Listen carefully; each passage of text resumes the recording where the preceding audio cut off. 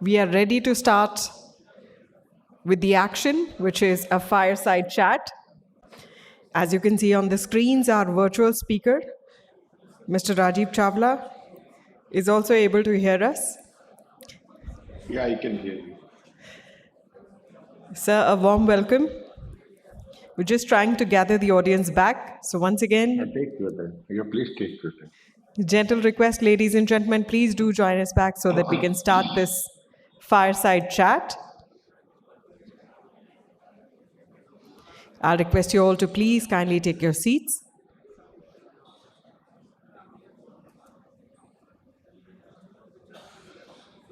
And before we start, once again, a gentle reminder to please do remember to either switch off your cell phones or put them on silent mode. Our next session, styled as a fireside chat, on the spot with Shiv. The theme for this year is Agritech, Potential, Reality and Prospects.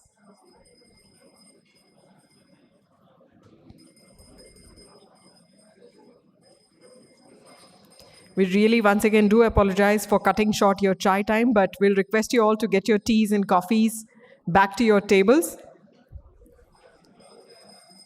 This discussion is going to be really enjoyable with some tea in your hand, so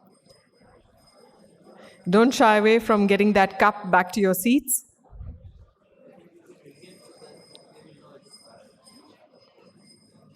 So, ladies and gentlemen, join me in welcoming on stage. We extend a warm and hearty welcome to Mr. S. Shivakumar, who's the host for this session. A very warm welcome to you, sir.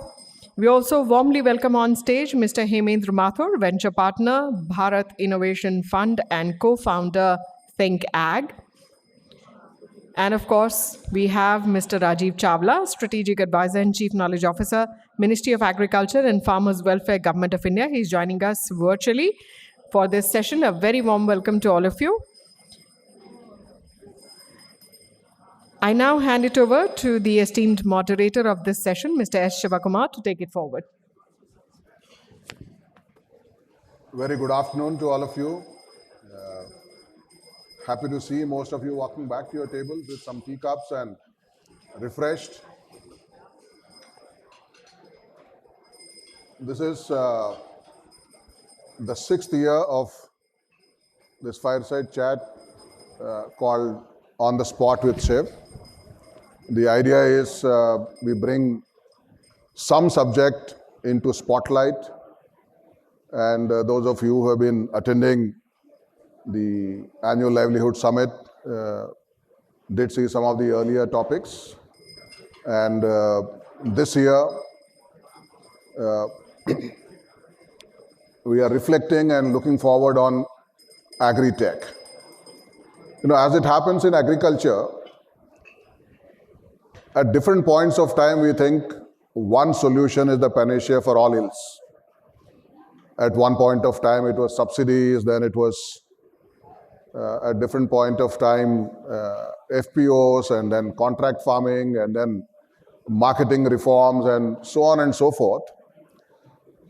So about 10 years ago, we were very excited and upbeat about Agritech, that every possible problem in agriculture we can solve with the evolving digital technologies and other technologies within agriculture itself. And a lot of enterprises were started, a lot of investments poured in.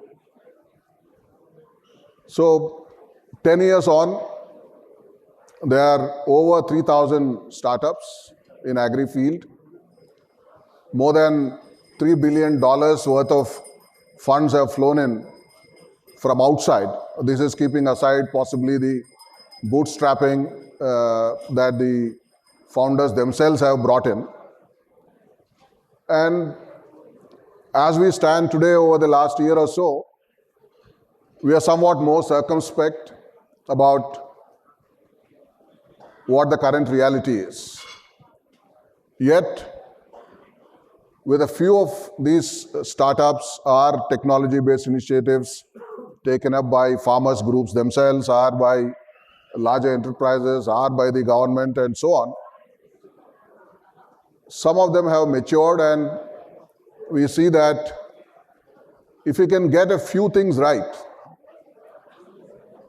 we'll probably realize the potential that we had thought about some time ago. Not everyone possibly will make it, but those who make it will make a difference. That is the thoughts as we stand today. And the effort of this chat, where we have an expert who has had not just a ringside view, but with a full skin in the game kind of a view. Hemendra on one side, we also have Mr. Chawla, who has again seen and done many of these kind of things over the decades with many different versions of rural and agri-related technology interventions at state level and at center, globally acclaimed, to fill us in on what government is thinking through and what they're doing or planning to do, to really put this churn for us, so that at the end of the session, we'll see what do we need to get right to be able to get the full potential of Agritech. So with that context, let me first turn to Hemendra and ask if he actually agrees with this assessment or he thinks any differently. Thanks, Shiv. Good afternoon, everyone. So as Shiv mentioned, yes, Agritech started maybe 10 to 15 years back with a lot of excitement, with a lot of hope and a lot of optimism. As we stand today and we do an honest assessment of what we have achieved and what we not, clearly there are few hits and there are few misses. Let me confess that. What has worked? Maybe I can point out to 2-3 things which are on the positive side. One is the digital adoption by farmers. As we stand today, there are multiple studies which point out that about 20 to 25 million farmers in India have adopted some Agritech solution, be it linking to market, be it price discovery, be it warehousing, be it access to some good quality inputs, data, advisory, which I think is a decent start, given the fact that the farming is so fragmented in India. The second thing, again, there is no scientific study, but there are empirical evidences, most of them shared by the startups only, in terms of the economic impact on a per hectare basis. The number is in the range of 10,000 rupees to 30,000 rupees per hectare per year, which I think is also significant in the context that most farms in India earn about 120,000 rupees a year on a per hectare basis. So that's a 15-20% addition to their income, which is heartening. I think the third thing, which is often not talked about as an impact of Agritech, is the opportunity it has opened for a lot of rural micro entrepreneurs, right?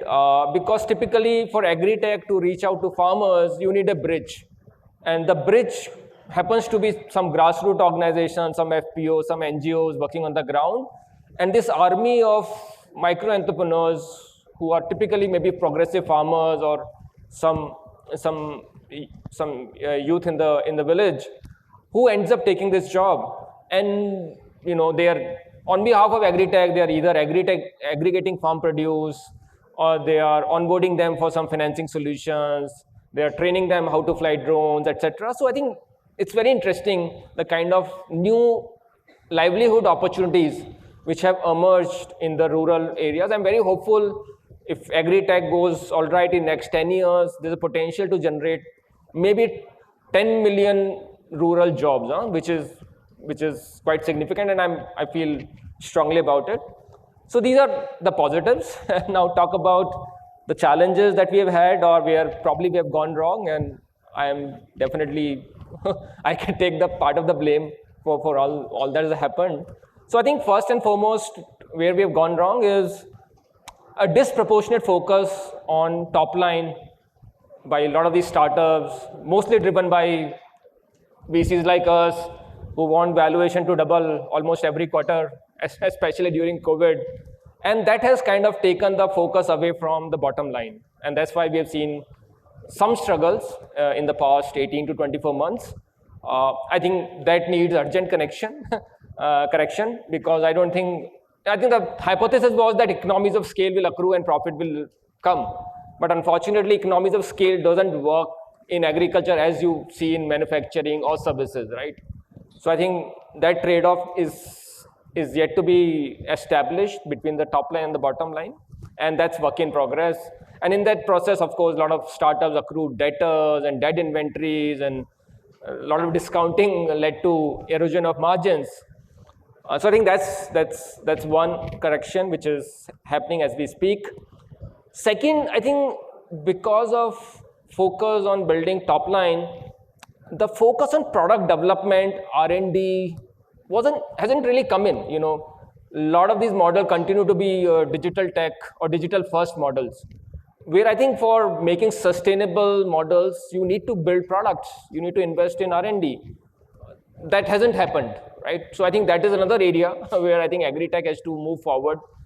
Whether you are into output business or input business, a product approach has to be there. I think last but not the least, I think everyone wanted to become a platform, right?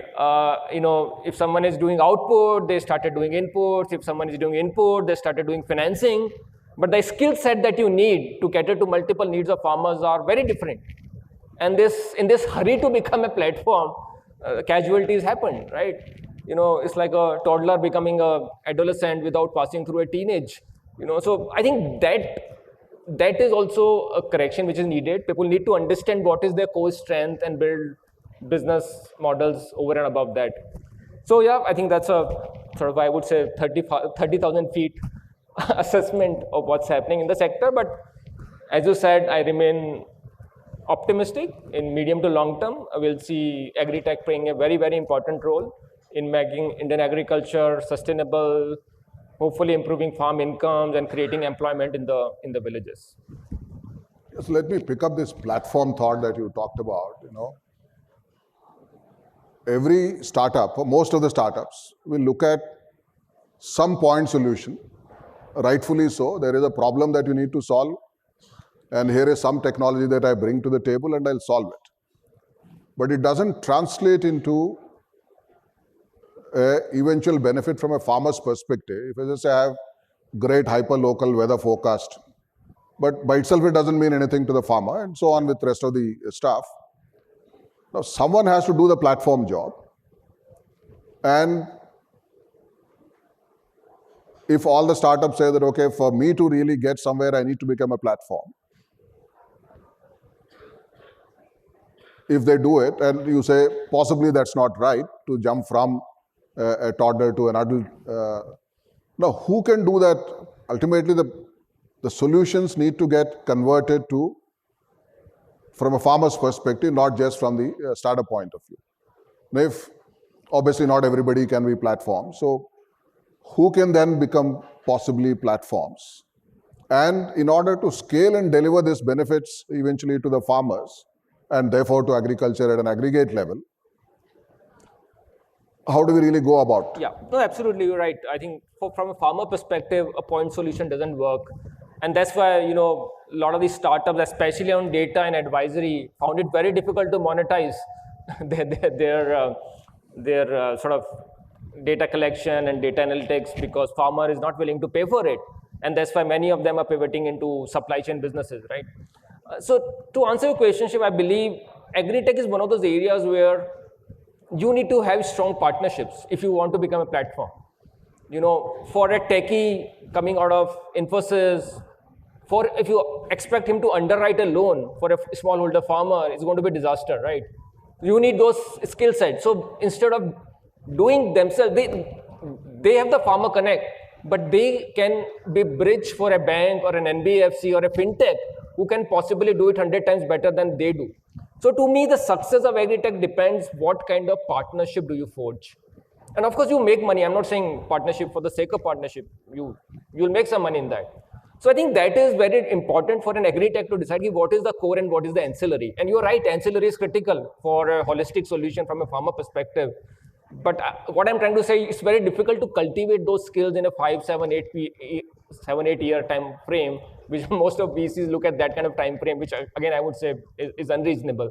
So in that case, you need to build these partnerships with banks, with financial institutions, with R&D institutions, universities, FPOs, NGOs, corporate like ITC, whole lot of partnership with agri input players. I think that is, to me, is the mantra of success. How do you build those partnerships in a way which makes a lot of economic sense for you and as well as the your partners? So let me come back to platform in a little bit. But one more question before we turn to Mr. Chawla. Actually, in all of that we discussed so far, we haven't talked much about government. What kind of a role do startups really want the government to play? Are the VCs expect in the context of these partnerships? Ultimately, we need to take it to population scale. Absolutely. So what role can government really play? Government to me is an extremely important actor in the whole Agritech space. The reason we are talking about Agritech, I would say a lot of credit goes to the government.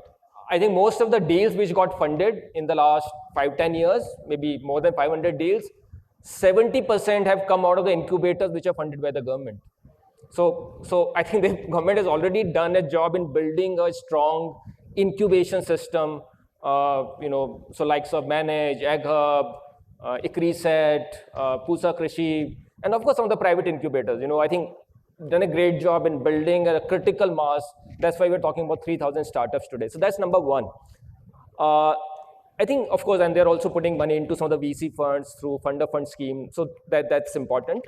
But I think one of the most critical part of the government is actually the state governments, because they are the ones who understand the local environment. They are the ones who have the infrastructure at the block level, at the village level. They play a very important role. As we speak, I'm working with IFC on a project for taking Agritech solution to the farmers in partnership with state governments. And my experience working with specifically UP government for last 15 odd months has been very encouraging. About 25 Agritechs have started some very interesting pilots driven by government support, be it access to good FPOs, warehousing facilities which are lying underutilized, helping Agritech validate their models through local universities, doing some demo at the KVKs. It's phenomenal how government has been helping some of these Agritechs. And that to me is key. How do you involve state governments? How do you involve local administration? How do you involve village level panchayati, the panchayat administration? I think that is very critical. So to me, government is key. And of course, Chawla sir will talk about the digital public goods that the government is creating. To me, that is the highway, expressway on which Agritech can definitely fly. I'm very clear the private capital in Agritech does not make sense or cannot get returns of 15, 20, 30% that all of us look at as a VC without a strong public infrastructure, be it digital or physical. Yeah, so let me take that as a segue and move on to Mr. Chawla. So you talked about 3 different roles that government can play. One is most critically like the highway, the digital public infrastructure that we saw helped the financial sector take off quite a bit. So what can happen in agriculture? What's the government's vision and what is happening on that front? Incubation of startups through different platforms is the other role, and third is helping adoption by farmers, possibly at the state, summit center, and so on.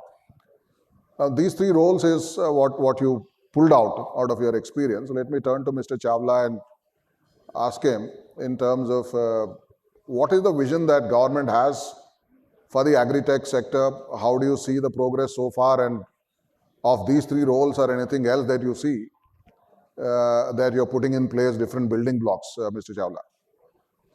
Thanks, Shiv. Now, you are correct. The governments have a very critical role to play.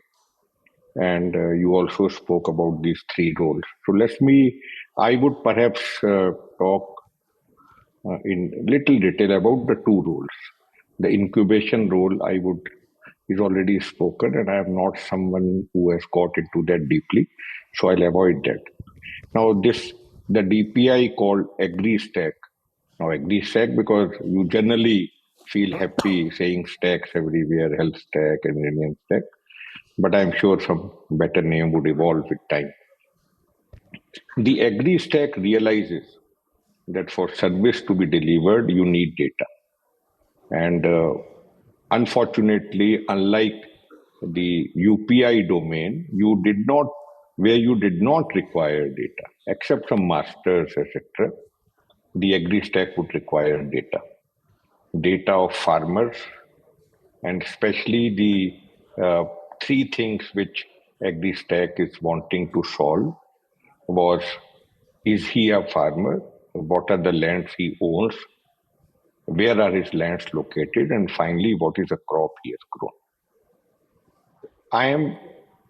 Whatever we have discussed amongst people, amongst startups, amongst people like Heminder, we understand that if we get this foundational data, along with policies for facilitating Agritech to work, to see that farmers have confidence on them, that the private sector can charge them something, and that there is some type of a regulation so that farmers are not cheated either mala fidely or bona fidely, then I think Agritech will pick up from there. So for last 2 years, this work which is being done called Agri-Stack is actually working with the state governments. We also understand that the government of India can only play a facilitator role. We need to enable the state governments to create the required data sets of the rails. Of course, they would all be similar or same. The way banks expose their data through the UPI layer, you don't really care in which bank you are, where your account is. You just have a Google Pay type of application. Here also, this three foundational registries would be same across the state, same as in the way it would be exposed to the Agritechs and to other players, although their internal structure would be different. A wonderful progress has been made. The Agri-Stack has federated structure. So about 13 states have signed MOU with Government of India. And all these 13 states are moving as per the Government of India advice, especially on the standard side. That means the data which gets exposed through a unified UFSI, Unified Farmer Service Interface, which basically would mean that whether you want to get a data of farmer from UP or from West Bengal, you don't really care. The data would come in the same fashion, irrespective of how they maintain their data sets. Now, this is in a very advanced stage. One of the components of this project called digital crop survey, where you go to 6.5 lakhs villages and pick up the crop grown in each of the plots. There are about 80 crore plots, is already under implementation in Kharif 2023. 9 or 10 states did crop survey, and in Rabi we expect 12 states, and from Kharif 24, the whole country, all states. That means for each farmer, for each of his plot, you will get these details. Similarly, you will get farmer's details. That means which land he owns, etc., what is the location. Consent managers would be in place. That means the private sector can get the data from these data providers, which are state governments, for their use cases, post the consent of the farmers. Regulations are being written. The sandboxes are being written. The sandbox policy is coming as to how you will try the solution, especially advisory, before you give services to the farmers. The 4 key services which we expect private sector to give would be the advisory, the input and output, and of course the loan. In fact, the Jan Samarth platform, which is already in place, would perhaps be live in one district of Karnataka, of UP and Maharashtra from 1st of February. The Beed district in Maharashtra and Farrukhabad district in UP would see loans getting into the farmers by they applying electronically and getting the loans without any paper, without any data. I mean, the whole data comes from electronic system. So the only caveat is that the government is saying that they will first for 4, 5, 6 months, they will like to use this data and this agri stack for the government services. And once they feel comfortable, and perhaps after the election with the new government, they would then decide to expose this data to the private sector. So I think it's a good news. The agri-tech should expect these foundational systems to be up and running and data being provided to them uh, somewhere in June 2024, while the data would be largely ready. Many of the components are in fact already ready. Much before that, in another 1 month, you will find lots of data which is there being used for PMFPY, being used for PM Kisan, being used for loans, etc. Shiv. So that sounds quite exciting. By June 2024, assuming all things are going along this expectation, do you see that the data across all these 13 states and all the districts is likely to get opened up, or will it still be smaller, these few districts that you talked about, which will be experimented in the first instance? So the data for these two districts is already ready. So about 5 lakh farmers in Beed and about 7 lakh farmers in Farrukhabad. We know they're all 29 lakh plots in Farrukhabad and about 21 lakhs in Beed are already there in the form of a farmer registry with all APIs standardized, the Jansamal system already connected to it, waiting for some type of a formal inauguration. As I said, crop survey is already up and running now for Rabi for the second time and for Kharif in June 2024. So by the time June 2024 comes, I would say that in these 12 states, at least there would be 4, 5 states, at least, where you will find more than 90% farmers' land, more than 90% farmers and their locations, etc., being available inside AgriStack. Now, of course, as all of you and we will understand, it would be dependent upon the government when it opens it up for the private sector. That there would be lots of other issues which are not technical issues, and I think government is entitled to kind of being careful. But I am sure for some use cases, it would certainly get open. It will also depend upon people like you approaching government and saying, look, you have tried it in the government sector. Now this data is all ready. You have consent managers in place, like account aggregators. Why don't you start using it for the private sector? Maybe for some selected services, some selected category of agri-techs. But that would be more of a different ball game altogether. While technically the system would be largely ready by June 2024. So with that, Hemendra, with that kind of foundational system being available with all the other elements that Mr. Chawla pointed out, how do you think the agri-tech ecosystem will really be able to leverage that and get to the next stage, some of which you are talking about? So to me, AgriStack is the UPI movement for Indian Agritech.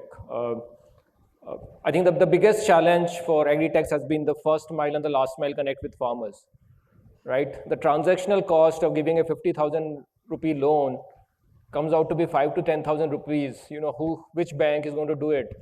Can we bring that down to 500 rupees, 50 rupees, or maybe 5 rupees using AgriStack? So I think it opens huge opportunity for building interesting APIs, interesting application. Financing definitely is one of them. If you look at Agritech in last 10 years, you'll be surprised. 70% of effort, be it time or money, is spent on collecting data, validating data, storing that data. The cloud storage is so expensive. So all that challenges, hopefully, whenever the government is ready, can be solved by open sourcing AgriStack data, and startups can spend their time, energy in building analytics, solutions, data mining, which is their core strength. Most of them are techies from some IT firm or written from Silicon Valley, that kind of a profile. So I think it's going to open up huge floodgates of innovations, which probably we haven't seen till date. Market linkage is another use case I believe will be very interesting to see how Agritech data can help us. As Chawla sir is saying, I'm also working with UP government on their crop stack, which is monitoring 20 crops on a 15-day frequency for all the 75 districts. So you on a almost real-time basis know the status of the crop from sowing to harvest. So if your ITC want to buy potatoes out of Aligarh, you know when they're going to be harvested, hopefully likely yield, and you have the ability to go directly to the farmers and potentially can influence his sort of behavior also in terms of what varieties to grow, how to improve the productivity, etc. So I think opportunities are immense. I'm really praying and I'm very hopeful that a lot of this data gets opened up with sort of taking care of all the data governance and data sharing protocols. So to me, the next 10 years are going to be one of the most exciting phase of Indian agriculture in general, not just Indian agri-tech, where we'll see the embedded tech. Agriculture will continue to be supply chain first. I won't say it's tech first kind of an industry, but tech can solve a lot of it, not all of it. Okay. So with that hope, Mr. Chawla, in 6 to 12 months, can we really, what other showstoppers do we need to factor that you may be thinking at your level that we actually need to make it available, and yet potentially these one or two other showstoppers beside the usual execution hurdles that might put a choker on this whole expectation. This has been happening for some time. We've been tracking how it is moving. We pretty much seem to be in the last lap now as we move on. Any showstoppers do you see in the next 6 to 12 months that might be a spoiler? One thing, Shiva, which I wanted to point out before I answer your question, this crop survey being done by private young youth in many of the states. You actually have about 7 lakh people, one in every village, going to do this crop survey in about 1,000 plots in every village. Now, many states, not many, some of the states are using government officials for doing this crop survey. And it's a matter of time that they'll understand that this perhaps is not the right way and that they should use the private young youth from the village. So this is a very happy news for Agritech, that you will now have those 7 lakh last mile people which Hemendra was talking about. For example, Karnataka has 35,000 of them for last about 6 years. And when this Kaveri calling was done by this, there is our Swamijis from South, they wanted to do, trees,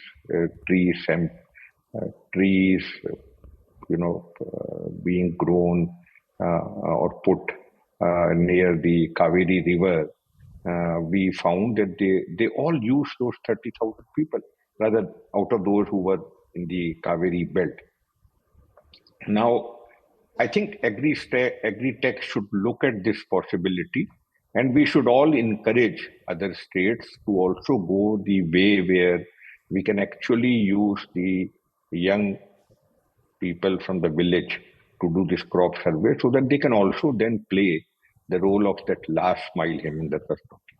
But I would very strongly suggest that in Maharashtra, Karnataka, MP, Gujarat, these private youths who are doing, people may like to contact the agriculture department there and try to get in touch with the youth to increase their capacity and also get benefit to reach out to farmers. Now, coming back to your question about what are the pitfalls or the problems or red flags, one is that, look, government would be inward looking, and I don't think we need to blame them.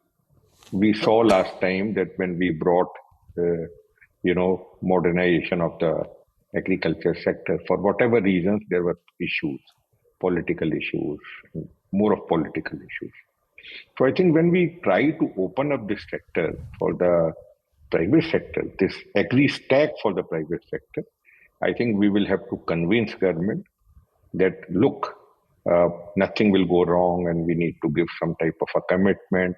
We need to open up gradually, and you people in the private sector will have to decide as to what should be the strategy for opening up. And number two is the self-regulation of Agritech. Now, look, one of the most important component service which would be given would be advisory. Now, the AgriStack would only give you the data, the 3 core registries and 23 other registries, pesticide, fertilizers, warehouses, bank branches, seeds, crops, pests, all KVKs, citizen centers. So there are 23 registries, scale of finance. So there are 23 registries, plus these 3 core registries. But like you have account aggregators, and then you have this one top agency, this what is called at the top of account aggregator for self-regulation. I think you will also have to understand that in case of advisory, things can go wrong, and therefore instead of government regulating which agri-tech can give service, there, I think it, in my personal view, it would be better if you people can come up with some organization like Sahmati, which is for account aggregator. If you can also have some type of organization which can actually see that all these malifieds and not matured agri-techs or short-lived agri-techs, or some people who want to kind of make money out of it through shortcuts, etc., should not be allowed to reach out to the farmers, and there should be some type of a self-regulation. Government can, of course, come up with those rules, saying that there would be, we'll allow self-regulation as to who can come, how the sandboxes done by this self-regulated entity can actually find out whether the services, especially on the advisory, has actually been checked. It should not happen. It should not happen that the farmers lose because of advice. And if it happens, I am sure it will be played out very badly, and we will unnecessarily get a bad name. So I am only worried about this. I am more worried about advisory than simple services like input-output, where AgriStack would be an input to ONDC. And then ONDC would, that's a simpler thing. What you want to purchase, what you want to sell. Loan is also perhaps a little simpler problem. But advisory is something where I think you will need to have regulations. Yeah, obviously that's something that I agree with. Hemendra, turning to you, you talked about financing, supply chain, inputs, and market linkage. Many of that are happening somewhat efficiently. It can improve with the help of the whole ecosystem that we are putting in place with the technology support. But one area which there's a problem which requires a fundamental shift to the way it works, and only technology can make the difference, is the advisory. We can personalize advice to a small set of farmers, or we can mass customize for a large number of farmers. With a combination of data elements that government is putting together and a lot of knowledge and data that can be brought in by the rest of the ecosystem, it is certainly conceivable, and some of that is happening, that advisory can be personalized for literally every farmer. Obviously, it requires farmer profile, on-farm data, changing conditions, external conditions, response to various inputs, all of that. Now, do you see this actually translating into a large-scale reality that advisory will be cracked and technologically, and the follow-through, obviously, corollaries are that when it is cracked, it needs to get delivered along with the rest of the stuff. And when that happens, who will pay for it? Very pertinent question, Shiv. It boils down to who's going to pay for it. And that's why the data monetization continue to be a struggle for majority of agri-tech, and they end up pivoting to a supply chain solution may not be the right use of that entrepreneurial skill set that they own. So to me, advisory, as I see from a scale perspective, as you rightly mentioned, population scale, in at least it's my personal view, has to be a public-private partnership kind of a structure, right? Look, there's a huge cost of data collection, first of all, and even for data to be accurate and converted into a personalized advisory, you need huge amount of hardware, first of all. Government of India has this project where they're putting weather station in all the blocks of the country, So that is the granularity of data that you would need, which I don't think private sector is ever going to spend at that scale, right? So I think that hardware infra, in my opinion, has to be created by the government, right? Another level is IoT, sensors, things like that. That's another level of investment. The cost varies from 40,000 rupees to 60,000 rupees a hectare, maybe required for some crops, not required for all the crops. I'm very bullish about remote sensing. Again, in fact, as sir mentioned, digital crop survey, the one big component is remote sensing. You do triangulate data with ground truthing through these army of entrepreneurs that Chawla sir was talking about. So where we're going to get that satellite imagery? How do you involve ISRO for that, right? How do you involve IMD for weather advisory? So I think we need to build some interesting private sector, public sector collaboration for it to make sense from a farmer perspective. First of all, he has to believe the advisory, and I think with government coming into picture, definitely not just the quality of data, but also the trust with the data goes up multiple times from a farmer perspective. I think what private sector can do is some interesting personalization, interesting way of disseminating the advisory to the farmers. You'll be surprised the video messages or the audio messages have 10 times more receptivity than the text messages. So how do you create interesting chat bots, video bots, voice bots? I think that's where the private sector would probably come in. So I don't know that I've answered your question, but I think that is the way we need to look at advisory. I don't think government can get away saying that only private sector would do, and private sector can't say that I can do it all. And I think one last point I want to mention, we need to also set the standards. Nothing is 100% right. Even the crop signature that you capture, the accuracy level, maybe 90% for paddy and 70% for maize. So how do you build those standards and build those disclaimers so that there's no one coming after you to question the authenticity of the data, right? Because all this is new tech. Everything has evolved in the last 5 to 10 years. So we don't have a mechanism to say this is the standard. Advisory need to go with some disclaimers. What are those disclaimers, right? So I think that's where I see. Hopefully, it's a solvable problem, but I think the government and the private sector has to come together. Yeah, so we'll take away that partnerships as a key message from an earlier comment by Mr. Chawla talking about an ecosystem mechanism to ensure that it's a fair play and no black sheep as another important thing, with other things falling in place. So one other big elephant in the room is the climate change. We may do many of these things, and the single biggest issue that we are confronting in agriculture is complete unpredictability and extreme events.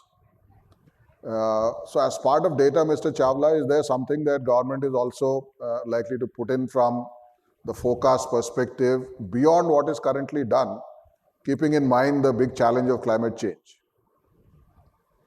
See, if you talk from Agritech point of view, these are the 23 plus 3 registries plus regulation plus the standards. So is that the end of it? The answer is big no. This is just the foundational data. You obviously would require lots of other data. Is that the job of ministry? The answer is yes. Is it the job of the Agritech system? Perhaps the answer is no. So we will have data exchanges, we would have consent managers, we would have registries, and hopefully the ministry would then come up with the supplementary data sets. For example, things like weather. And Heminder was on the dot when he said that they are already coming with putting the these weather stations under the PMFPY. And similarly, I am sure, for example, the soil test. Now, soil is incidentally, Agri-Stack is not collecting any data except crop. It is only collating data. So when you talk about land, it is coming out of the land record system. And similarly, for example, the soil testing. The soil data comes out of the soil testing system. So unlike Aadhaar, where you created foundational data, the Agri-Stack is more like UPI, which is basically binding this data all together through the standards of USSI. Of course, with one difference, that the crop survey actually is not there. It collects the data every season. So therefore, to answer your question, there would be many other data sets required, which would perhaps be understood that yes, now the time has come, now that you have basic systems in place, like Agri-Stack, these additional systems, we should fund them from the public sector and bring them so that Agri-Stack, along with those data, can actually evolve, can actually facilitate use cases. Shiv, if I can comment on this point, from an Agritech perspective, I think there are enough innovations happening on the climate side, especially on improving water use efficiency, improving energy efficiency, reducing post-harvest losses. I think that's already in works. But you're right. I think it's probably addressing 5% of the problem that we see. And again, if you want to solve it at scale, I believe we need a climate stack for the country. And to me, like we have 3 IDs in Agri-Stack, we have 3 components in climate stack too: the soil stack, the water stack, and the weather stack. The data is there, but we need to put it together. And we need to make it digitized. We need to make it real time. We have 11,000 soil testing laboratories. Out of that, not even 2,000 are functioning. So just imagine how much work needs to be done in creating those data sets. And unless we have the data in a granular form, we can't solve for climate at scale.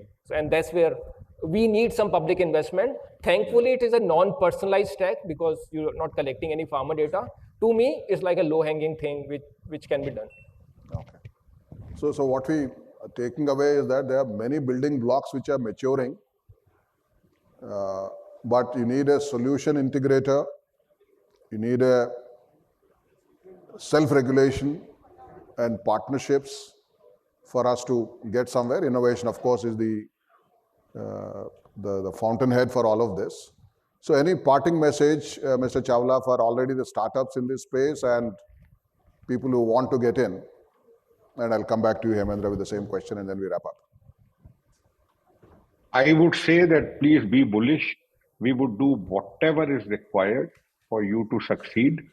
Please come to us. Please talk to us if you want to talk to us.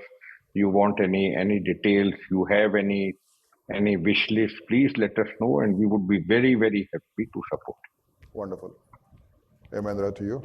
Yeah, I would say, from Agritech perspective, it so beautifully connects India with Bharat, and to me, the startup ecosystem so far has been confined to maybe top 20 cities addressing problems of 200 pin codes in India.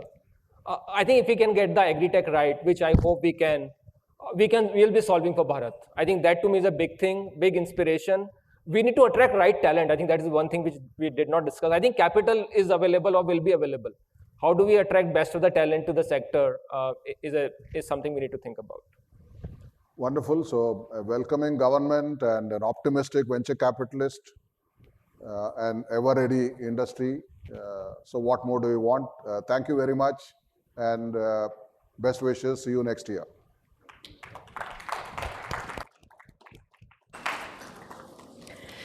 Special thanks to Mr. Sivakumar and both the panelists for this insightful discussion, which of course covered a wide range of topics which were related to this discussion we are going to take ahead. We request you both to please kindly join us back in the audience and please do take a small token, which is a token of our appreciation and thanks. Thank you for being a part of this discussion. May I request you to please join us back in the audience?